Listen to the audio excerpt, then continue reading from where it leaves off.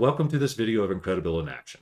The following demonstrations will be showing you the power of and ways you can easily utilize Incredibuild in your environment.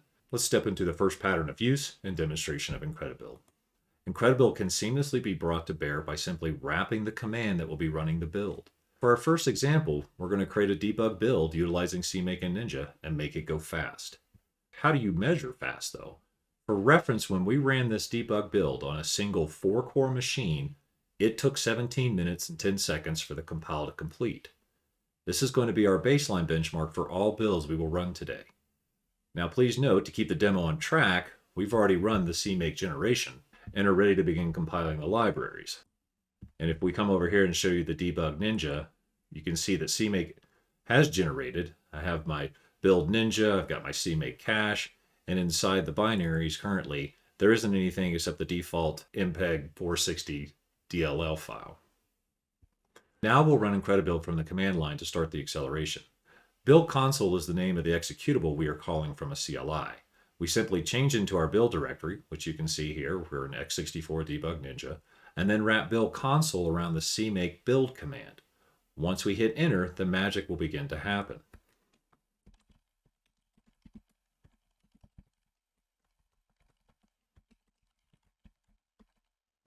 Now, what's happening under the covers is our process virtualization has intercepted the build request and is now managing all the steps of the build on your behalf and distributing it across the grid.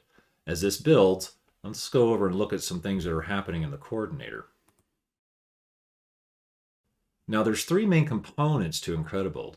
There's the coordinator, which we have here. You can think of that as similar to air traffic control. It knows everything about the compute grid you've created, which machines are initiators, which are helpers, and what capabilities that it may have to offer. The next component is the initiator. This is the machine that actually starts the build. So the machine that we just kicked off that command, this is our initiator. When a job kicks off, the initiator talks to the coordinator to tell it that it needs resources.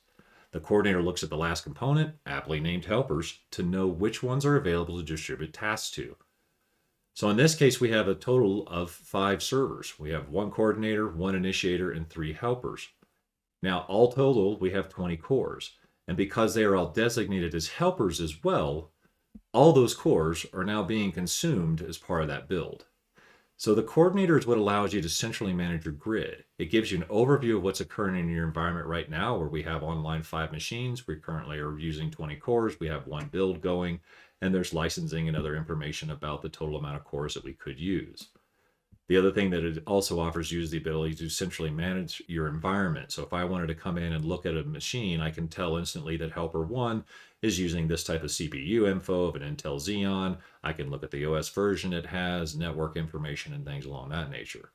Now, because we're centrally managing from the coordinator, I can also begin to select and make changes to the configurations that I need to all at once. So I can select an individual machine, or for the power of making things simple, I can select everything, and then I can begin to make my changes that I want to, if I need to change a license configuration, or if I want to begin to shape how my build works by making build groups or assignment priorities. All of this can be done centrally and very easily. The other key capability that Incredibuild offers is visualizations. As the build is in motion, we can graphically show you how the distribution is running via the build monitor. Now, it breaks down and shows you which machines are participating in the build currently, if you see here on the left, and gives easy to consume colors to know the status of the tasks. So green are tasks that have successfully completed, purple here are actively processing tasks that are being distributed. Now, cyan, or this light blue, are linking operations. Linking will always occur only on the initiator because it has more of a high I/O and not so much of a network requirement. Yellow are for tasks that completed but had warnings, and red, well, obviously that's for an error. Now, the other great thing that the visualizations will show you is not just how things are building and how they're being distributed. So I could see maybe I've got dependencies that I want to change or something along those lines, but I can also get graphs where I can remove or add elements of interest. So for instance, this is already showing ready tasks versus active tasks. Now, active is the red line here that shows I'm pretty much consuming all of my cores available. But at that point, I had 83 tasks that were still waiting to run. If you come over here, I'm actually even higher, where I had 351 tasks. This can give you an indication that you could probably consume and utilize more cores to help this build even go faster. The other things that you might be able to do with the build monitor is you could save these logs off if you wanted to. You could send them to somebody so that you could have your team analyze. All those types of things, or just save these off for references. And so the build monitor and the visualizations give you a lot of great power. The other thing that we can also do is, as you see in the background here, we have everything that is occurring, which we're almost done with our build, but everything that's occurring is also being repeated here. And then when it has just completed, I can come here and get a build summary. So for instance, this build took me 4 minutes and 13 seconds. Now remember, our baseline was 17 minutes and 10 seconds. So really what we're looking at here is we're a little over probably 4 times faster with Incredibuild just distributing across 20 cores. And you could probably look at that. I think if we run math, we're looking at about somewhere in the mid 70s, 76% in a reduction in build time. The last thing we'll show you on the visualization here is this one has an interesting little warning. We have the yellow line show up. Now, if I was strolling through and just looking through all of my console output, I might not know exactly where I have a warning, or even if I had an error or anything along those lines. But what the visualization tool will also give you, the build monitor will allow you to drill directly to where that warning came in. This allows you to do a quick analysis and realize that in this test FFmpeg CPP, that there's a conversion from a const double to an int. So we're already beginning to call out something that you can check, and we're going to specifically tell you what line and the file that you need to go to. Pretty slick. And all that was done with just a single command and no adjustment to using CMake or Ninja. There was no need to change your configuration, your tools, your methods, your process, just faster. So with the completion of the command line example, let's step a level higher. So command line is pretty straightforward, but most developers today utilize some sort of IDE to interact with their code, with Visual Studio being very popular for C++. Another way we design to keep things simple and seamless is the fact we have built native integration with an extension plugin for Visual Studio. Incredibuild has a strong partnership with Microsoft. In fact, we're one of the few commercial tools bundled with Visual Studio. This extension can be easily installed either by the Visual Studio installer or at the time of installation of the Incredibuild agent on a machine that already has the IDE. So if we look here in our extensions, you'll see that we have Incredibuild installed and enabled, and that I can easily come down here and pick which things I would like it to do. If I have a solution, I can build, rebuild, clean. I could do the same thing for projects. I can come in and select the agent settings for the local machine. I can even come in and set extension settings to be able to shape how Incredibuild's plugin interacts with Visual Studio. So for instance, maybe I don't want us to have anything to do with projects, and I can start to deselect these, or vice versa with solutions. There's also an integration mode, which just basically tells Incredibuild, are we going to own and run everything from start to finish, or are we going to be bypassing certain elements of Visual Studio? So you can come in and begin to shape how we even interact with the studio. As always, you can also create the buttons up here to add or remove the same things that you just saw for building and rebuilding. The main thing to call out here is there's no need to configure or prep any command line aspects to invoke Incredibuild. Now in a minute, we're going to kick off another OpenCV debug build by just using this extension.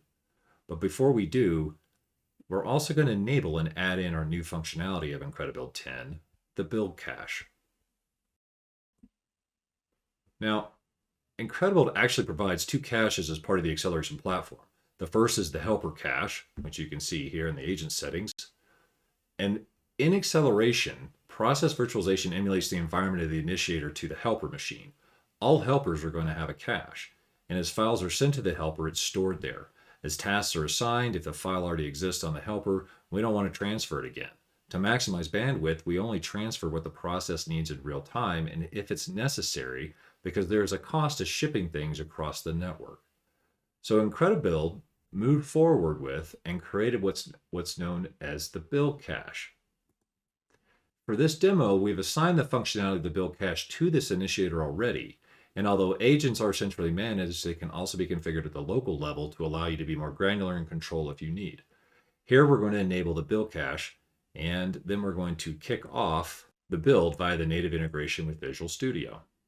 So we've enabled, we're going to click OK.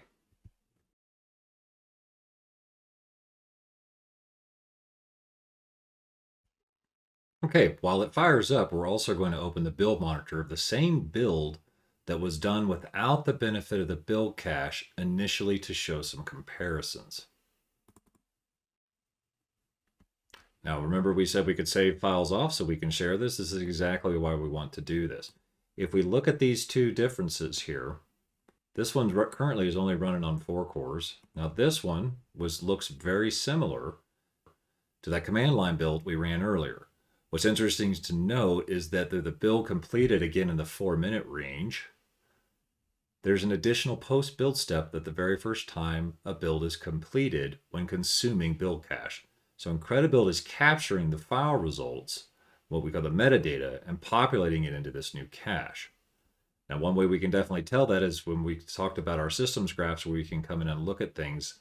I can come down to the build cache and I can look at the two aspects here and say the cache hits stayed 0. I know it wasn't trying to consume it. The task to cache, though, kept rising as it was building, especially as it was doing its build outputs.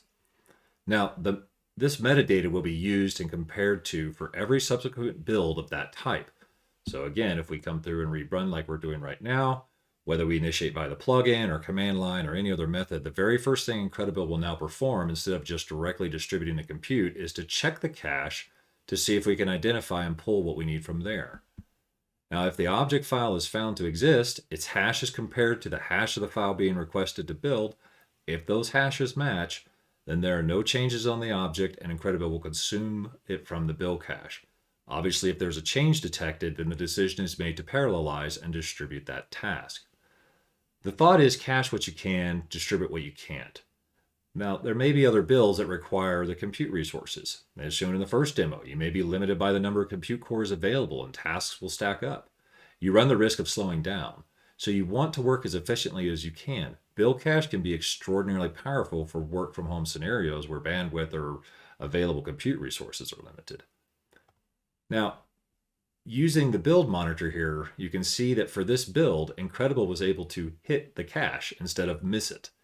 So if we watch, in the distributed monitor, you can see a divergence of tasks. Now this indicated earlier here that there's probably a pretty good indication that we needed more resources. Now with build cache, divergence in the system graph is a good thing to see. It indicates that there were no changes from our previous build and thus nothing needed to have process distribution.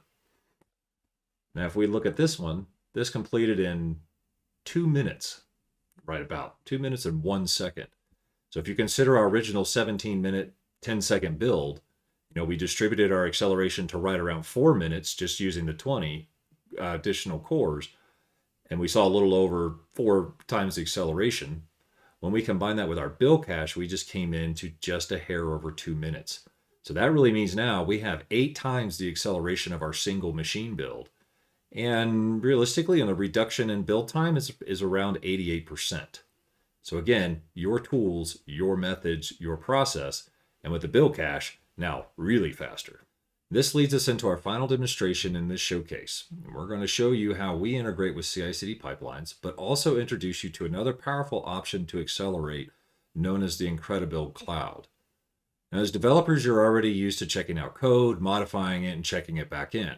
From there, a number of things could happen. You could trigger pull requests and merge branches, kick off compilations, unit tests, packaging. There's a whole host of things. The more you continuously integrate, the faster you can find issues, correct, and release. Now, Incredibuild can be easily applied to this framework and directly plug right into your CI pipelines. And we say CI generically. It could be Jenkins, Circle CI, TeamCity, ADO. Regardless of what you choose, we work the same. So for discussing Incredibuild CI integration, we're going to use actions. When you perform a pull request and you merge your code, a workflow is triggered and evaluated.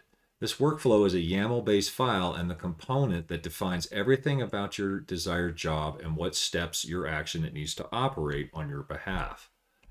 Now, it's at this component that you plug Incredibuild into the process. Our very first item shown in this video was the command line capability to wrap compilation commands. Very simply, that's all you have to do here. And in this particular case of what we're going to show, this is my YAML file. I have a trigger name.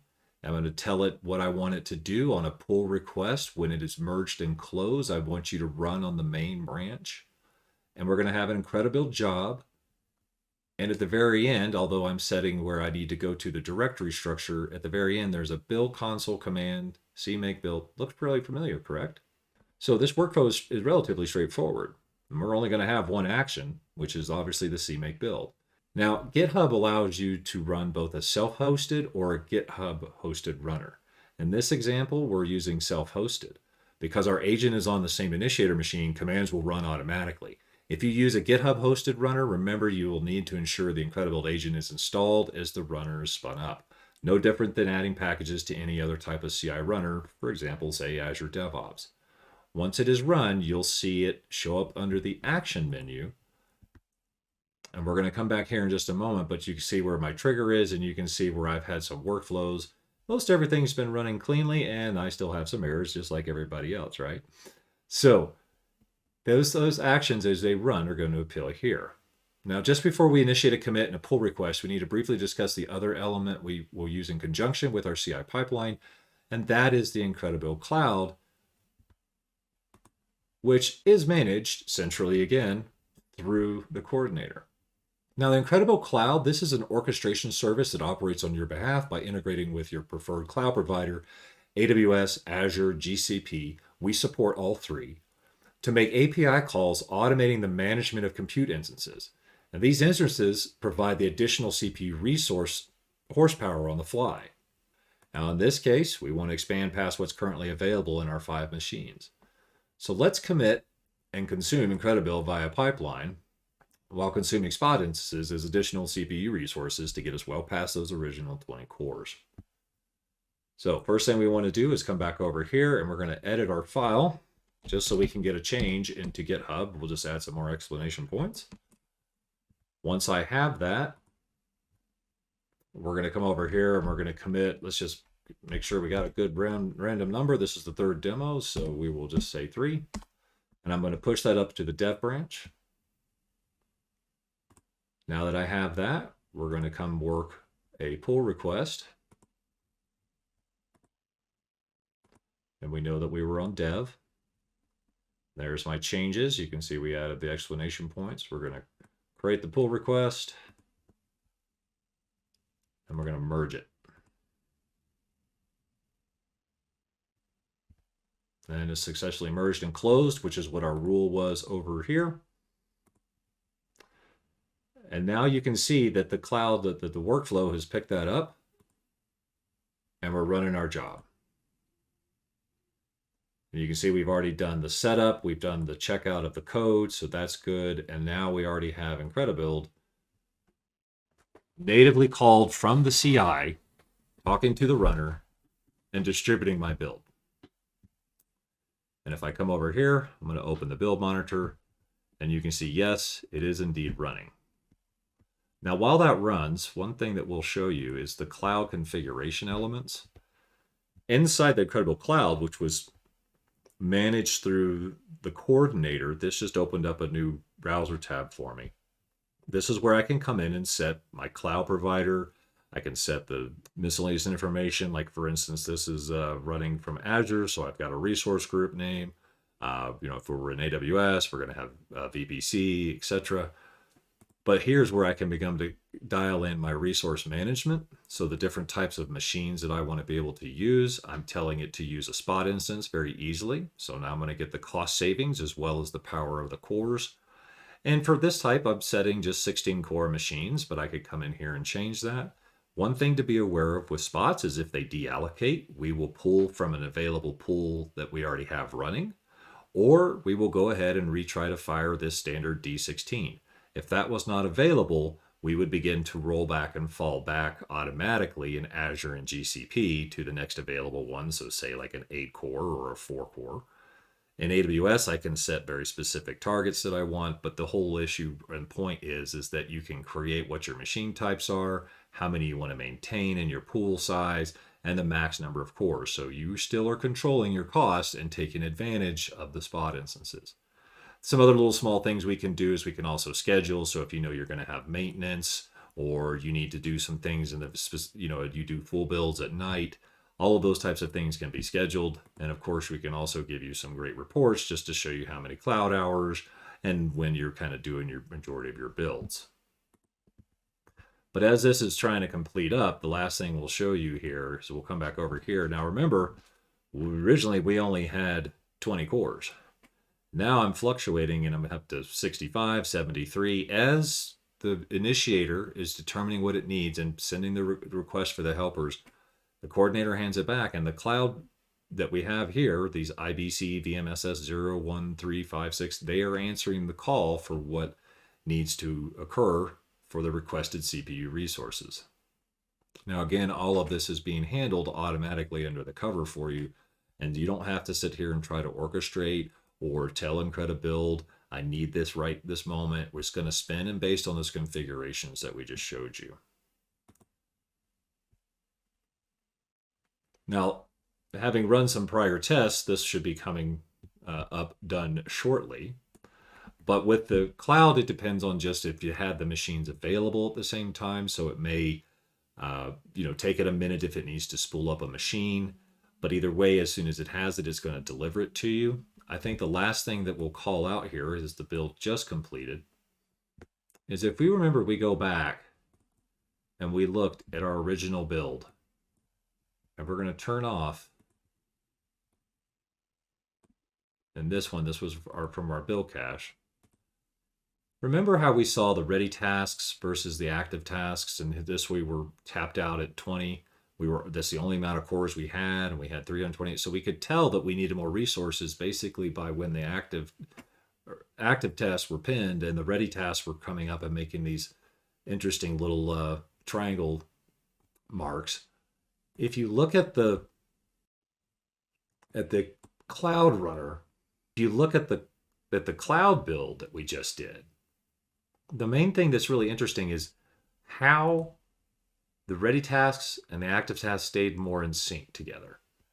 This is where you know that you're beginning to get the builds that you need and the cores distributed across the different machines that are available for it to use. And with that, we still had that one little file that we love to show for the MPEG warning. Again, we're Incredibuild. We're going to make you go fast, but we also want you to be able to build smart, so we're going to pass that information back to you. Now that build was a little bit over 3 minutes. At the top speed I had was one at 2 minutes and 49 seconds, so we'll split the difference there. We'll probably say about 5.5 to 6 times the acceleration, and probably in the low 80s for the reduction in build time. But the whole aspect of the cloud was that it was utilized and consumed quickly, at scale, and automated and orchestrated on your behalf, consuming through a CI/CD. So at the end of the day, we can help you begin to use, migrate to, continue to use the cloud while reducing your overall cloud costs. And with easy integrations, you can also become CI speedy.